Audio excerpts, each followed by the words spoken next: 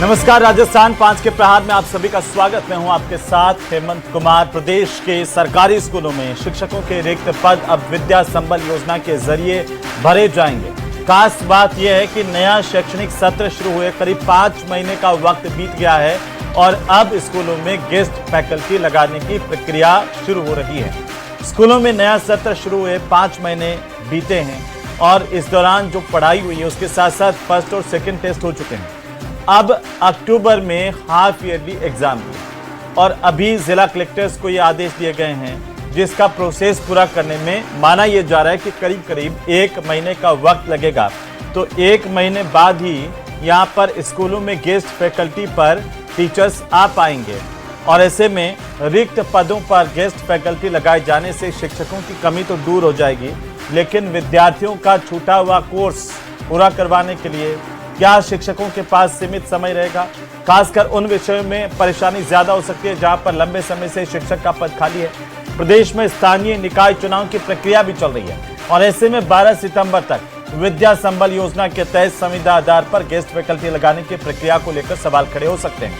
हालांकि आदेश में guest faculty के लिए चयन को लेकर जिला स्तरीय समिति और निर्धारित प्रक्रिया का प्रावधान किया गया है, लेकिन सबसे बड़ा सवाल यह है कि आखिरकार क्या गेस्ट फैकल्टी से बच्चों की पढ़ाई सुचारू हो पाएगी? ये सबसे बड़ा सवाल और आज इस पर हम चर्चा करेंगे। उससे पहले आप रिपोर्ट देखिए।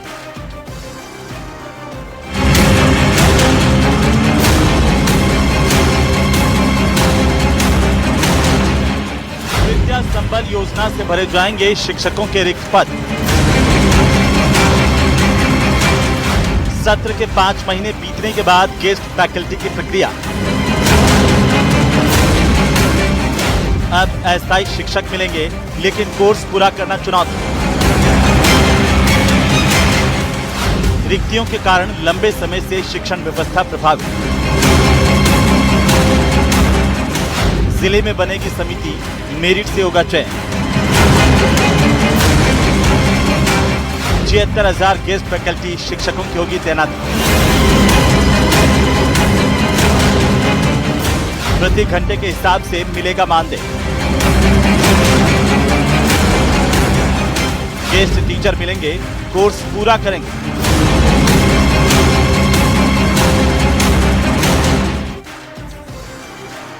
तो आप कल्पना कीजिए कि 76,791 पद खाली चल रहे हैं जिन पर गेस्ट फैकल्टी से पढ़ाई शुरू करवाने की तैयारी है। इसे लेकर के बेरोजगारों के सवाल यह है कि उन्हें स्थायी भर्ती चाहिए, अस्थायी नहीं, और विद्या संबल के माध्यम से उन्हें अस्थायी भर्ती मंजूर नहीं है। सवाल नंबर 2 कि क्या इस तरह से गेस्ट फैकल्टी आवासीय स्कूलों में भी लगाई जाएंगी तो उससे क्या सुरक्षा को भी सुनिश्चित किया जा सकेगा इन आवासीय स्कूलों में जिस तरह से बच्चियां रहती हैं, पढ़ती हैं, और क्या जो बच्चों का कोर्स है वो अब अस्थायी शिक्षकों के भरोसे ही रह गया है, उनकी पढ़ाई क्या अस्थायी शिक्षकों के भरोसे ही होगी?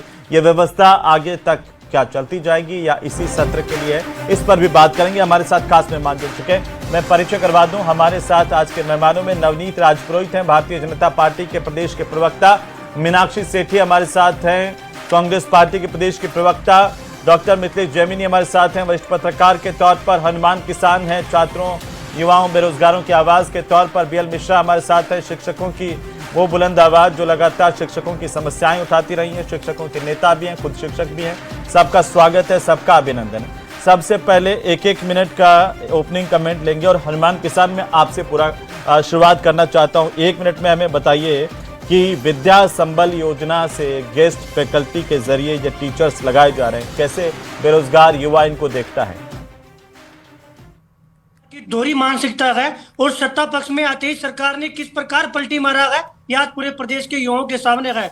सरकार बनते ही सरकार ने सबसे पहले फर्स्ट ग्रेड का विज्ञापन जारी किया केवल 2202 पदों पर, जबकि पद खाली थे 17,500 और 11 साल में सबसे कम पदों पर भर्ती थी। उसके बाद में सेकंड ग्रेड की सरकार ने भर्ती जारी की 2129 पदों पर, जबकि रिक्त पद थे 25,351।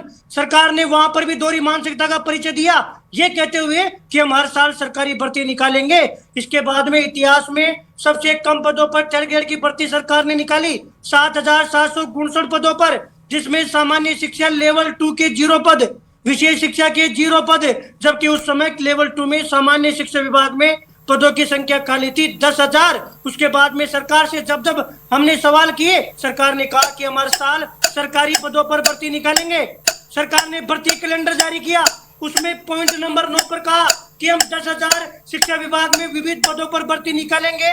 मार्च महीने तक फिर सरकार पलटी मार गई, ना उन पदों का अता पता है। बजट में घोषणा की 25,000 पदों पर, उसका आज दिनांक तक कोई वर्गीकरण नहीं हुआ। और आनन पानन में पिछले 3-4 दिनों में एक आदेश जारी होता है कि 76,791 पदों पर हम गेस्ट फैकल्टी लेंगे।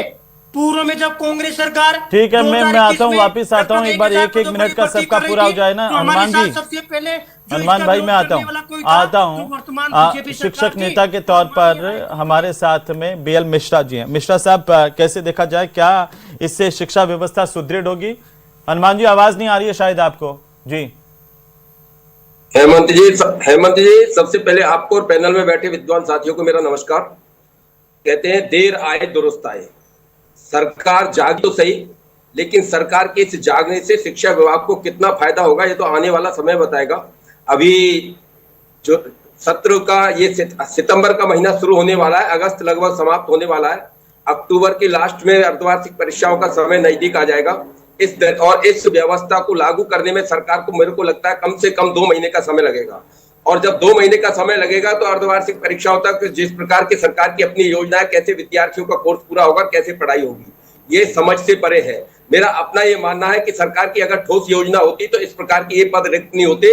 और अतिथि के रूप में जो शिक्षक आ रहा है, इस प्रकार के गेस्ट फैकल्टी वाली योजना अगर सरकार को मजबूर होकर के करनी पड़ रही है और जनता की भावनाओं को शांत करने के लिए, जो गुस्से को शांत करने के लिए व्यवस्था करनी पड़ रही है, तो ये उचित नहीं है। इससे पता चलता है कि शिक्षा के प्रति सरकार कितनी संवेदनशील है। मेरे को लगता है कि अब तक सरकार के द्वारा ठोस नीति बना करके शिक्षा की सुदृढ़ व्यवस्था होनी चाहिए थी, जिससे कि ये गेस्ट फैकल्टी नाम का कोई शब्द ही नहीं होता। और गेस्ट फैकल्टी एक परमानेंट उपाय नहीं है, जिससे बेरोजगारी में बेरोजगार लोगों में और ज्यादा। कैसे देख रही हैं आप इसे? अब विद्या संबल योजना से जो टीचर्स की बार बार मांग हो रही थी कि भाई कमी है, वो पूरी हो जाएगी, पढ़ाई अच्छी? देखिए, विद्या संबल योजना का भी जब नोटिफिकेशन 2021 में जारी हुआ था, उसमें बिल्कुल ये था कि जो सेशन शुरू होने से पहले अगर किसी को गेस्ट फैकल्टी के रूप में भर्ती करना है तो उसकी एक जो रिक्तियां हैं उनकी एक आकलन कर लिया जाएगा। लेकिन ये सरकार तो कुंभकर्णी नींद में सोती है। अब जब बिल्कुल परीक्षाएं सर पे हैं, यहाँ पे निकाय चुनाव चल रहे हैं, सारा प्रशासन उसमें लग रहा है, और उस चुनाव की आचार संहिता के बीच में ये 76,000 रिक्तियां निकाल रहे हैं, वो भी गेस्ट फैकल्टी के तौर पे। तो मुझे तो समझ में नहीं आ रहा कि इनकी मंशा क्या है। ऑलरेडी जो स्कूल है उनमें जो नामांकन है 1 करोड़ से कम होके 67 लाख हो चुका है। अब 76,000 शिक्षक जो अभी खाली पड़े हैं पद, वो सोचिए कितने बच्चों को पढ़ाते। अगर वो पद भरे हुए होते तो कितने बच्चों को पढ़ाते। पदों को का खाली रहना भी नामांकन कम होने का एक बहुत बड़ा कारण है। तो ये सरकार के लिए शिक्षा या आम आदमी का विकास बिल्कुल लास्ट प्रायोरिटी है। और इनमें फिर चलते चलते कोई याद दिलवा देता है कि आपको ये काम भी करना है, तो वो ये काम इनके याद आ जाता है। या फिर जब दबाव बढ़ता है, उस दबाव में ये लोग कोई काम करते हैं। और अब जैसे हालात बन रहे हैं उसमें लगातार ये डिमांड की जानी बहुत जरूरी हो गई है कि ऐसे अयोग्य शिक्षा मंत्री का इस्तीफा राजस्थान में भी होना चाहिए। नवनीत जी, क्या गेस्ट फैकल्टी से ही विद्या संबल होगा हमारे स्कूलों में? और जैसे युवा बेरोजगार कह रहे हैं कि उनको तो वादा किया गया था स्थायी भर्ती का, लेकिन इतने लंबे चौड़े विज्ञापनों के बाद, इतने दावों वादों के बाद आई तो क्या अस्थायी भर्ती? आपने मुझसे पूछा हेमंत जी? हाँ, आप ही से पूछा सर जी। नमस्कार हेमंत जी, सबसे पहले तो बड़ा हास्यप्रद है जब कांग्रेस के किसी प्रवक्ता के मुख से मैं शिक्षा की बात सुनता हूं, क्योंकि कांग्रेस शिक्षा की बात करे ये इस धरती पे आखिरी चीज है। इनके शिक्षा मंत्री के बोल और इनकी शिक्षा मंत्री की हरकतें वो सारी थी जो कतई एक शिक्षक और शिक्षा से संबंधित नहीं होनी चाहिए, नंबर पहले। दूसरी बात, खैर हमें नहीं जाना उन्होंने क्या कर्मकांड किए, उनको अपने कर्मों की सजा मिल गई, वो भुगत रहे हैं। और उनकी सरकार गिरने का सबसे प्रमुख कारण ही उनकी फेल्ड शिक्षा प्रणाली रहा। दूसरा हेमंत जी, मैं एक बात कहना चाहता हूं कि राजस्थान सरकार वर्तमान में भारतीय जनता पार्टी की सरकार हमेशा एक ही चीज का ध्येय रख के चलती है, और वो है कि जो हमें विरासत में जर्जर विद्यालय, जो हमें विरासत में कांग्रेस द्वारा जर्जर शिक्षा व्यवस्था मिली है, अब उसका समाधान कैसे निकालना। ये 76,000 शिक्षकों के जो रिक्त पद है, ये कोई आज एक दिन में नहीं निकल के आए, या जो आप शिक्षा के जो स्कूलों की जर्जर ये बिल्डिंग्स देख रहे हैं, ये एक दिन में निकल के नहीं आई है। और गेस्ट फैकल्टी की प्रणाली इस शिक्षक इंडस्ट्री या शिक्षा की इंडस्ट्री में कोई नई चीज नहीं है। आप हायर एजुकेशन इंडस्ट्री में देखें, कॉलेज इंस्टीट्यूशंस और हायर एजुकेशन में एक बहुत कॉमन प्रणाली है। तो वर्तमान समस्या को देखते हुए और उसका त्वरित समाधान कैसे निकाला जाए, त्वरित समाधान है। हमने विद्या संबल योजना के माध्यम से अगर ये चीज आधा सत्र बीतने को आया तो त्वरित समाधान कहेंगे इसे। अभी आपके साथी जो पैनलिस्ट हैं, मुझे लगता है वो ज्यादा फोकस, जैसे जो हनुमान किसान जी किसान नेता लग रहे हैं लेकिन शिक्षा के डिबेट में आए हैं, लेकिन मुझे लग रहा है कि वो ज्यादातर बातें इसको अनएम्प्लॉयमेंट की तरफ लेके जा रहे हैं कि जो टीचर की तैयारी कर रहे थे उनकी नौकरियों का क्या होगा। ठीक है, वो उस पर मैं जवाब दे लूंगा, लेकिन ठीक है, बेहतर में किया जाए उसकी बात कर रहे हैं। ठीक है, उस पे आ जाएंगे। जयमिनी साहब भी अभी बाकी है। जयमिनी साहब, कैसे देखें ये पद भरे जा रहे हैं अस्थायी तौर पर, ये कोई स्थायी आप कह सकते हैं कि स्कूलों की व्यवस्था होगी, और इस अस्थायी व्यवस्था से क्या नुकसान है, क्या फायदे हैं? देखिए हेमंत जी, चाहे नवोदय स्कूल हो चाहे सेंट्रल स्कूल हो, सभी में ये गेस्ट फैकल्टी की स्कीम है और राजस्थान में भी शुरू हुई है। तो मैं तो एक बच्चों के जो शैक्षिक व्यवधान नहीं है, उनकी शिक्षा का स्तर सुधरे, और जिस तरीके से प्रिंसिपल्स को राइट दिया गया है, ये काबिले तारीफ है कि प्रिंसिपल सीबीओ को भेजेगा और सीबीओ जिला समिति को, और 31 तारीख को फाइनल हो जाएगा। जो अभी कह रहे थे ना शिक्षा के नेता के 2 महीने लगेंगे, वो नहीं लगेंगे। लास्ट डेट 27 है, 27 को ही जाके 31 को तो फाइनल हो जाएंगे किनको लेना है। 3 लोगों के नाम ये तय हो चुका है। सबसे इंपॉर्टेंट चीज है जो आज एक बड़े अखबार ने छापी है कि शिक्षा का बजट 69,000 करोड़ रुपए, जिसमें 65,000 करोड़ रुपए केवल टीचरों के वेतन और पेंशन और कर्मचारियों के पेंशन में चला जाता है। जो मूलभूत विकास नहीं हो पा रहा, उसका एक बेहतर रीजन ये है। तीसरा एक बहुत इंपॉर्टेंट चीज ये है कि देर आए दुरुस्त आए, कि अप्रैल में सेशन शुरू हुआ, फिर ग्रीष्मावकाश शुरू हो गया, जुलाई के बाद अगस्त में जाग गए, अगस्त जाते जाते। मैं उसे एक काबिल तारीफ मानता हूँ। दूसरा इंपॉर्टेंट चीज है कि बच्चों को एजुकेशन मिले, टीचर की जो एक रिक्वायरमेंट होती है वो फुलफिल हो रही है, वो बहुत इंपॉर्टेंट है। और मैं इसे भजनलाल सरकार का एक पॉजिटिव स्टेप मानता हूँ। परमानेंट और रेगुलर तो आप अपने रोजगार के हिसाब से बात करेंगे, लेकिन एक बच्चे की नीड होती है उसे क्वालिटी एजुकेशन मिले, उसे जो लेसन पढ़ाने वाला टीचर है वो क्वालिफाइड हो। वो कैसे मिल रहा है, कम पैसे में मिल रहा है, ज्यादा पैसे में मिल रहा है, वो एक अलग सेशन है। बच्चों के लिहाज से एक बेस्ट सब्जेक्ट है, लेकिन एक इंपॉर्टेंट है कि हर टीचर टाइम पे जाए। मैं कहूंगा कि जो आज एआई का जमाना है, बार-बार जयमिनी साहब, आज आप जो सरकार की बड़ाई कर रहे हैं, यही सरकार थी विपक्ष में बैठ के बोलती थी कि अस्थायी ठेका पर ये सब तो गलत है, हम आएंगे तो स्थायी नियुक्तियों का भंडार खोल देंगे, युवाओं को सपने कहाँ गए? देखिए वो तमाम चीजें हैं। विद्या संबल कांग्रेस में भी थी हायर एजुकेशन में, नहीं, वो उससे क्या फर्क पड़ता है? जब ये विपक्ष में थे तब ये कहते थे कि नहीं, कहते थे कि इनको खत्म किया जाना चाहिए, स्थायी नियुक्ति देंगे। खराब हो सकता है हेमंत जी, बेरोजगारों के लिहाज से खराब हो सकता है, लेकिन नौनिहालों के हिसाब से, नौनिहालों का क्या भला करेंगे जब अर्धवार्षिक परीक्षाएं आने वाली अक्टूबर में? अर्धवार्षिक परीक्षाएं अक्टूबर, देखिए कुछ सब्जेक्ट जैसे मैथ्स का सब्जेक्ट है, फिजिक्स का सब्जेक्ट है, उनमें जो छोटी छोटी प्रॉब्लम होती है वो भी अगर बेस्ट फैकल्टी सोल्व कर देता तो काफी कुछ सोल्व हो जाता है। अभी 1-1.5 महीना का 2 महीने का टाइम है। साल के शुरुआत में शिक्षा मंत्री जी ने कहा था कि हम 3-4 महीने के अंदर पूरे के पूरे शिक्षा विभाग के पद भरने जा रहे हैं। आपको याद होगा शायद इसी डिबेट में कहा था। बिल्कुल कहा था, लेकिन क्या हुआ उन वादों का? देखिए वादों का सरकारों के वादे होते हैं। मैं केवल बच्चों के लिहाज से बोल रहा हूं कि जो बायोमेट्रिक अटेंडेंस टीचर्स की होनी चाहिए और टीचर टाइम पे जाए, गांव में समितियां बननी चाहिए, कोई टीचर लेट ना आए।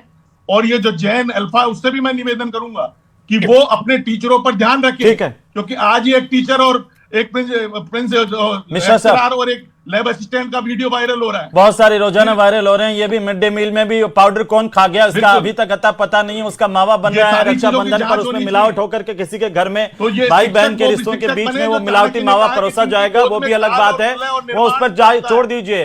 अभी मिड डे मील में बच्चे बीमार हुए, शिक्षा मंत्री जी आज ही वहां पर वो बासी खाना खिला रहे थे। मैं तो कह रहा हूं कि अव्यवस्थाओं का अंबार है सर। एक स्कूल गिर गया, उसकी तस्वीरें भी पूरा प्रदेश देख रहा है, पहले भी गिरे उसकी भी देखी। लेकिन मिश्रा साहब, ये जो जैमिनी साहब कह रहे हैं, आप उससे सहमत हैं? हेमंत जी, जैमिनी साहब के प्रश्न का जवाब मैं आपको दूंगा। मैंने आप ही के चैनल पे एक डिबेट में ये कहा था कि मैं इंतजार करूंगा कि जब ये दूध का हलवाइयों के यहाँ पर जो दूध बेचा गया था उसमें किसी शिक्षक को या किसी अधिकारी को अगर बर्खास्त कर दिया जाए, उसके खिलाफ कार्रवाई हो जाए, तो मुझे जरूर बताइएगा। ये बड़ा दुखद है कि आज दिन तक ना तो मीडिया बता पाया, ना सरकार बता पाई, ना शिक्षा विभाग बता पाया। दूसरा मेरा माननीय पत्रकार महोदय जो यहाँ पर बैठे हुए हैं, उनसे मेरा ये कहना है कि उन्होंने बहुत बड़ी बात की कि जैन जी ये ध्यान रखें कि शिक्षक विद्यालय में समय पे आ रहे हैं या नहीं आ रहे हैं। तो अगर जैन जी को ये ध्यान रखना है तो शिक्षा विभाग के अधिकारियों का क्या काम होगा? मॉनिटरिंग की व्यवस्था अगर जैन जी कर लेंगे तो शिक्षा विभाग के अधिकारियों को उनके पदों से हटा देना चाहिए। मैं इस बात पर ऐतराज जताता हूं। अगर आप जैन जी को इस प्रकार से उकसाने का काम कर रहे हैं तो समझ लो कि विद्यालय में माहौल खराब कराने की व्यवस्था कर रहे हैं। मैं आपके तो जैन जी कहां से बोलेंगे? गांव वालों तक को तो बैन कर दिया, वो तो आकर के देख नहीं सकते कि टीचर आए कि नहीं आए। बंद कर दी। आदरणीय मिथिलेश जी, जैमिनी साहब से पूछना चाहता हूं, जैमिनी साहब आपको इतने दिन पत्रकारिता करते हुए हो गए, आपके पास कितने ऐसे शिक्षकों की लिस्ट है जो समय पर नहीं जाते हैं? और आपने ऐसे कैसे कितने शिक्षकों की शिक्षा विभाग में कंप्लेंट कर दी? आप इस प्रकार की जिम्मेदारियां पूरी बात करेंगे तो अच्छा लगेगा। इस प्रकार की बात नहीं की जानी चाहिए। मिश्रा साहब, आपको शिक्षकों की इतनी चिंता हो रही है? नहीं जाते हैं, नहीं जाते हैं कई शिक्षक, सारे कई शिक्षक नहीं जाते हैं सर। ये व्यवस्थाओं को तो मॉनिटरिंग का सवाल है, वो बात आपकी ठीक है। झंझट वाला नहीं, मैं आ जाऊंगा। हनुमान किसान, मैं आ रहा हूँ वापिस करके आ रहा हूँ वापिस से। हनुमान किसान, बताइए, जो जैमिनी साहब कह रहे हैं कि देर आए दुरुस्त आए, अच्छी व्यवस्था है, ठीक है, वो इस पर डिबेट नहीं है आज इसी पर बात करेंगे। बेरोजगारों का गेस्ट फैकल्टी पर, बच्चों पर बात करेंगे सर। 10 सेकंड पूरा कीजिए। मैं ये जानना चाहता हूँ, संबल योजना सरकार ने बहुत क्वालिटी एजुकेशन लाई है। कहते हमारे यहाँ कहने का है कि नाना मामा से काना मामा अच्छा होता है। मैं इसको मैं लोकोक्ति के रूप में कह रहा हूँ, मुहावरे के रूप में कह रहा हूँ, अन्यथा लेने की जरूरत नहीं है कि नाना मामा से काना मामा अच्छा होता है। Something is better than nothing. मेरे को ठीक है, लेकिन फिर तो सारे मामों को काना ही बना दिया जाए, इससे क्या है फिर? तो नहीं, असल में मेरी बात तो पूरी हो जाने दो, मेरी बात तो पूरी है। लेकिन इस बात पर मुझे ऐतराज है कि शिक्षा विभाग के पास अगर ठोस योजना होती तो आज इस प्रकार की व्यवस्था नहीं होती। बेरोजगार लोगों को रोजगार मिल गया होता, विद्यालय में शिक्षा की उत्तम व्यवस्था होती। मैं इस व्यवस्था का समर्थक नहीं हूं। मैं कहता हूं कि सरकार ने अगर ठोस योजना बनाई और इस प्रकार की स्थिति पैदा नहीं होने दे तो विद्यालयों का विकास अच्छी तरीके से होगा, शिक्षा व्यवस्था सुधरेगी। हनुमान जी बोलिए। देखिए सर, बीजेपी सरकार ने गेस्ट फैकल्टी का जो मॉडल है मुख्य रूप से दिल्ली के स्कूलों में संचालित है। दिल्ली में जब बीजेपी की सरकार बनी तो दिल्ली में बीजेपी वालों ने घोर विरोध किया। 2021 में राजस्थान में 1 लाख पदों पर गेस्ट फैकल्टी आई, उसका विरोध भी बीजेपी ने किया था और राजस्थान हाईकोर्ट से आरक्षण का हवाला देते हुए उस भर्ती को रद्द करवाने का काम किया। हम बीजेपी सरकार बनने से लेकर संघर्ष कर रहे हैं कि साहब आप शिक्षकों की पद रिक्त हैं, लाखों पद रिक्त हैं, आप भर्ती निकालो। बीजेपी वाले कहते हैं पद रिक्त नहीं गए। आज ये 76,791 पद अचानक कहां से आ गए? ये 10 दिन पहले हमारे सामने अचानक जब सीएस का आदेश आया और जैन जी जब स्कूलों में आज बच्चे जागरूक हो गए, बच्चे जब आंदोलन कर रहे हैं, बच्चों को लग रहा है कि बीजेपी कभी नहीं चाहती कि वास्तविक स्थिति प्रदेश के सामने है जब सरकार उनको भरने का काम करेगा। अभी सर इसमें बहुत भारी विसंगतियां सामने आएगी। जहां बड़े शहर गए क्वालिटी एजुकेशन नहीं मिलेगा इससे, लेकिन वो मास्टर डेपुटेशन पे कहीं ना कहीं और जगह लगा हुआ है। इसी जगह आज गेस्ट फैकल्टी के माध्यम से भी जो है मास्टर नहीं मिलेगा। और दूसरी सबसे बड़ी जो समस्या है वो ये आने वाली है कि साहब आप देखिए, जब लाखों पद रिक्त थे तभी ये भर्ती नहीं निकाल रहे थे, अब इनको गेस्ट फैकल्टी के रूप में टीचर मिल गए तो ये तो वैसे ही भर्ती नहीं निकालेंगे। 2.5 साल में नवनीत जी जवाब दे रहे हैं जी। पलटी मारी है शिक्षा मंत्री जी ने, पूरे देश में किसी भी नेता ने पलटी नहीं मारी। ठीक है, नवनीत जी जवाब दे। नवनीत जी, ये व्यवस्थाएं मतलब सुधरेंगी नहीं। हेमंत जी, मैं पुनः दोहरा रहा हूं, एक बात मैं पुनः इस बात का दोहरा। अरे हनुमान जी शांत हो जाइए, लोगों को बोलने दीजिए। व्यवसायिक शिक्षा हनुमान जी, आपका राजनीतिक अखाड़ा नहीं है। एक मिनट, लेकिन ठेके पर देकर हनुमान जी, वो जवाब दे रहे हैं आपकी बात पर। आज स्कूलों केवल कागजों में व्यवसायिक शिक्षा चल रही है, वो ठीक है, दूर नहीं है। ठीक है हनुमान जी, ठीक है, जवाब दीजिए नवनीत के बाद में। हेमंत जी, सबसे पहले तो मैं अरे हनुमान जी मेरी बात सुन लीजिए। हनुमान जी मेरी आवाज सुन नहीं पा रहे हैं, शायद हनुमान जी तक आवाज नहीं जा रही, आप बोलिए हनुमान जी। वो बेचारे एप्लीकेशन लिख कर दे रहे हैं कि साहब हम हनुमान जी, हम इन बच्चों को नहीं पढ़ा सकते। आवाज डाउन कर दीजिए।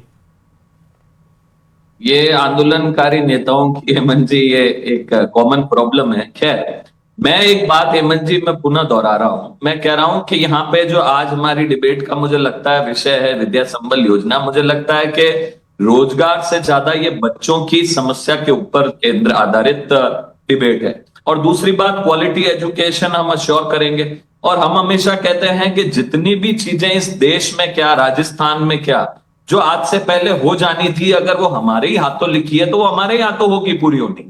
तो अगर वर्तमान में परमानेंट टीचर्स के रिक्रूटमेंट में, क्योंकि कई टेक्निकल फीचर्स होते हैं, कई टेक्निकल उसके प्रोसीजर्स होते हैं, वो एक टाइम टेकिंग प्रोसीजर है। ये आसान नहीं है विज्ञप्ति निकालने से लेकर रिक्रूटमेंट करना, जिसको भी हम कर रहे हैं, which is in the pipeline. Hemant ji, which is in the pipeline, मैं फिर दोहरा रहा हूं, वो पाइपलाइन में है। वो हमारी एश्योरेंस है और हमारी सरकार के 5 साल के अंदर जिस प्रकार हमने एश्योरेंस। हेमंत जी मेरी बात सुन लीजिए। अब आप हनुमान जी, हमने सुन लिया आपकी बात, आप समझ ही नहीं रहे, आपको इतनी देर से बोल रहे हैं, आप दूसरों को भी बोलने का मौका दीजिए। हमने जो चीजें अश्योर करी है वो हम 5 साल तक पूर्ण करेंगे। आज से पहले जितनी सरकारें थी उस समय आपने उंगली उठाई क्या अपनी? नहीं, वहां नहीं उठाई तो क्या अभी भी नहीं उठाएंगे? ये कौन सा सवाल का जवाब होता है कि इससे पहले क्या आपने क्या किया था? ये एक अलग ही ट्रेंड चल रहा है। कोई सवाल पूछे तो आपने पहले नहीं पूछा था, नहीं पूछा था, आप पूछ रहे हैं, जवाब दे दीजिए। हेमंत जी, हम सारी आकांक्षा, ये क्या बात हुई? आज से पहले उठाएगा, क्या मतलब हुआ इसका? सरकार में इन वादों के साथ आए और हम जवाब दीजिए ना आप। हम आज भी प्रतिबद्ध हैं। 5 साल में हम इन चीजों को पूरा कर देंगे। हमने 5 लाख नौकरियों का माननीय गजेंद्र जी ने आश्वासन दिया है। 3 लाख नियुक्ति पत्र हम दे चुके हैं और बाकी 2 लाख भी हम देंगे। हम अपना आश्वासन को पूरा करेंगे। कब देंगे? और शिक्षा के क्षेत्र में भी हमने जितने भी शिक्षकों के लिए आज से पहले हमने वादे किए उसको भी हम पूरा करेंगे। लेकिन वर्तमान समस्या को देखते हुए बच्चे स्कूलों में किसी तरह प्रभावित ना हो, उनकी शिक्षा प्रभावित ना हो। सर, आधा तो सत्र निकल गया, अब आप कह रहे हैं प्रभावित ना हो। ये तो आप पहले भी सोच सकते थे ना, जब स्कूल शुरू हुए तब सोच सकते थे। मीनाक्षी जी वो कह रहे हैं कि अच्छाई के लिए काम कर रहे हैं, आपको तो हर बार में आरोप लगाने। मीनाक्षी जी वो कह रहे हैं बच्चों को ध्यान में रखते हुए हमने कदम उठाए। नवनीत जी बहुत अच्छी बात कह रहे हैं कि कुछ काम इनके ही हाथों होने लिखे हैं। तो ये केंद्र के लिए तो चलो ये कहते हैं कि 60 साल तक कांग्रेस का राज था, यहाँ तो 5 साल पहले, अगर 2018 से पहले तो इन्हीं का राज था। ये किसकी बात कर रहे हैं कि इनकी राज में तो कुछ हुआ ही नहीं जैसे। और जो ये अभी बात कर रहे हैं ना कि ये जो केंद्र, ये इतने पद खाली पड़े हैं, तो इनकी सरकार ने वहां केंद्र में क्या कर लिया? आज की तारीख में 10 साल में केंद्र में दुगने हो गए हैं खाली पद। और जो ठेके की बात कर रहे हो, 49% लोग ठेके पर काम कर रहे हैं वहां कर्मचारी, पहले 19% थे ये। और जो ये कह रहे हैं ना कि शिक्षा इनकी फर्स्ट प्रायोरिटी है, अभी मीनाक्षी जी केंद्र की सरकार पे तो आप चर्चा को नहीं लेके जाए, डिबेट छोड़ के जाना पड़ जाएगा। राजस्थान पे बात करें, राजस्थान चर्चाओं पे तो लेके ही ना जाए आप, आपको डिबेट छोड़ के जाना पड़ जाएगा, भूखी खानी पड़ जाएगी आपको। राजस्थान तक सीमित रखें अपने आप को। मैं राजस्थान तक की सीमित रह रही हूँ, केंद्र तक लेके गए तो कहानियां लंबी निकल जाएगी। और ये 75,000 की जो आप भर्ती कर रहे हो, 75,000 76,000 पदों पे, ये एक दिन में वो पैदा नहीं हो गई है। 2.5-3 साल हो गए आपकी सरकार को भी। क्या बात कर रहे हो आप लोग? अच्छा, 2.5 साल में पैदा हुई है। सिर्फ स्कूल बंद करने का काम किया आपने। वो भी 2 साल नहीं हुए। अंग्रेजी माध्यम में स्कूल खोलने की घोषणाएं कर दी आपके मुख्यमंत्री जी ने, और पैसा चवन्नी नहीं दी उस डिपार्टमेंट को आपने। आप लोग सिर्फ बातें करते हैं सिर्फ आपको क्यों? करंट इंफ्रास्ट्रक्चर की प्रॉब्लम नहीं दिखी आपको? सिर्फ घोषणा है आपके। सिर्फ शिक्षा मंत्री अनर्गल बयान देते हैं, कोई काम नहीं करते हैं वो लोग। आप लोग या तो अच्छा ठीक है, मिश्रा जी कुछ कह रहे हैं, इससे सिर्फ लड़िए मत जाइए, समय जो है होता है। फिर उसके बाद जमीनी जी का जाऊंगा। 1 मिनट मिश्रा जी की एक टिप्पणी। देखिए हेमंत जी, ये जो विषय है बहुत संवेदनशील है, इसमें तू मैं का और राजनीतिकरण का नहीं है। मैं आपके माध्यम से स्वागत करना चाहिए कहना चाहता हूँ कि अगर सरकार के पास स्वागत तो करते, लेकिन ये तो शुरुआत में आते ही आप कहते थे हमारे बच्चे जो है वो आधा अर्धवार्षिक परीक्षा तक इंतजार करके फिर क्या स्वागत करें। अभी भी 6 महीने 7 महीने बाकी है। हेमंत जी 7 महीने बाकी है। पूर्णकालिक चीजों के बारे में विचार किया जाए। बीजेपी वालों को स्वागत करना चाहिए था। आपसे निवेदन है, मेरा हाथ जोड़ करके निवेदन है, प्लीज मेरे 10 सेकंड पूरे हो जाने दो। अरे तो भाई उसकी वजह से बच्चों का नुकसान करोगे हेमंत जी? बात वाली मुझे समय मत दीजिएगा। अब क्या अगर ये नहीं हो तो बच्चों का ज्यादा नुकसान नहीं होगा? लेक्चरर है या कम से कम सेकंड थोड़ी ग्रेड तो का टीचर है वो इंसानियत रखिए आप। ₹350 घंटे में कैसे आएगा? अगर वो मैथ्स के या फिजिक्स के गणित के 2 बच्चों को लेकर के बैठ जाता है 1 घंटे में, तो वो ₹2000 ट्यूशन के ले लेता है। इतने कम वेतन पर अगर कोई अच्छे इतने कम वेतन पर नहीं आएगा। और ये इसमें प्रिंसिपल को अधिकार दिए जाएंगे क्या? जेमिनी साहब, प्रिंसिपल भी अपने अपने हिसाब से अपने लोगों को फायदा पहुंचाने के लिए अपने लोग नहीं लगा देगा? प्रिंसिपल तो है ही नहीं ना, हेमंत जी, कमेटी है, आप कैसी बातें कर रहे हैं? समिति बन रही है, कब बनेगी समिति? रिक्रूटमेंट के लिए प्रोसीजर ले डाउन कर दिया सारी स्कूलों में ऐसे नहीं देखिए, जो हेमंत जी मैं बता दूं, आपने जो बात कही कि प्रिंसिपल अपनी रिकमेंडेशन से अपनी उसमें बायस में लेगा, तो समिति का प्रावधान रखा गया। जिला कलेक्टर उसका सदस्य होगा और जिला शिक्षा विभाग से सचिव होगा। तो पूरा पारदर्शी तरीके से उसका सिलेक्शन प्रोसेस है। जो इम्पोर्टेंट चीज है, ठीक है जी, जो इम्पोर्टेंट चीज है कि प्राइवेट स्कूलों में 10-12 हजार रुपए वेतन प्रॉब्लम मिलता बता दो, आपकी इजाजत है, उसकी जगह तो सबसे ज्यादा फायदा है कि 21,000 रुपए थर्ड ग्रेड को मिलेगा, सेकंड ग्रेड कि कम वेतन मिल रहा है। इतने कम वेतन में क्या देखिए, बड़ी चुनौती है सरकार को। मैं खुद एक शिक्षक हूँ, इन्होंने 2000 का उदाहरण दिया, वो महीने का क्या करें? और सरकार को 10-15 हजार रुपए टीचरों को तनख्वाह मिल रही है, प्राइवेट स्कूलों में जाके पूछो क्या मिल रहे हैं। हेमंत जी, कितनी सच्चाई है? हेमंत जी, एक प्रैक्टिकल प्रॉब्लम मैं आपको बताना चाहता हूँ। क्या प्रॉब्लम है बताइए ना, एक बार उस बात खत्म करेंगे। क्या प्रैक्टिकल प्रॉब्लम है कि ये बच्चों को योजना पहले भी आई थी और मैं स्वयं मैं इस बात का साक्षी हूँ कि पहले भी गांव में किसी व्यक्ति ने प्राइवेट स्कूलों में क्या मिलता है टीचरों को पता है क्या आपको? प्राइवेट स्कूलों का इंफ्रास्ट्रक्चर ऐसा है क्या? प्राइवेट स्कूलों में बच्चे क्या है, पूरे दिन प्यासे रहते हैं क्या कि वहाँ पे टॉयलेट नहीं है? प्राइवेट स्कूलों के अंदर मिड डे मील खराब मिल रहा है क्या? बच्चे बीमार हो रहे हैं क्या? एक स्कूल में हो जाए, पूरा हंगामा नहीं मच जाए पूरे प्रदेश के अंदर, एक प्राइवेट स्कूल में हो जाए और जो 1.5 लाख 2-2 लाख रुपए की फीस लेते हैं उनमें तो छोटा सा एक बच्चे को एक दिन टीचर ना आए, क्या हो जाए? सारे पैसे वालों के धड़कनें ऊपर नीचे हो जाती है। क्या बात करते हैं सर? आप जयपुर के अंदर जाके देखिए, वहां पर प्राइवेट स्कूल की छुट्टी होती है तो पुलिस लगती है। लग्जरी गाड़ियों को ये स्कूलों के बाहर जाके देखिए, प्राइवेट स्कूलों में इतनी सी भी सुई भी गिरती है तो हलचल मचती है ऊपर तक, क्योंकि बच्चे वहां तो नेताओं के बच्चे पढ़ते हैं, वहां पर IAS ब्यूरोक्रेट्स के बच्चे पढ़ते हैं, वहां पैसे वालों के बच्चे पढ़ते हैं। ये गरीब थोड़ी बच्चे पढ़ते हैं।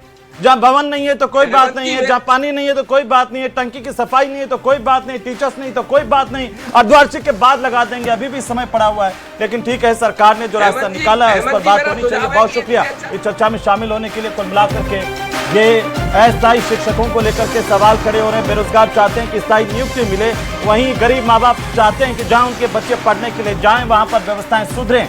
समय बताएगा कि अस्थायी शिक्षकों की नियुक्ति से व्यवस्थाएं सुधरेंगी या खराब होंगी या बच्चों को फायदा होगा, इसलिए इसका इंतजार करना चाहिए। नमस्कार।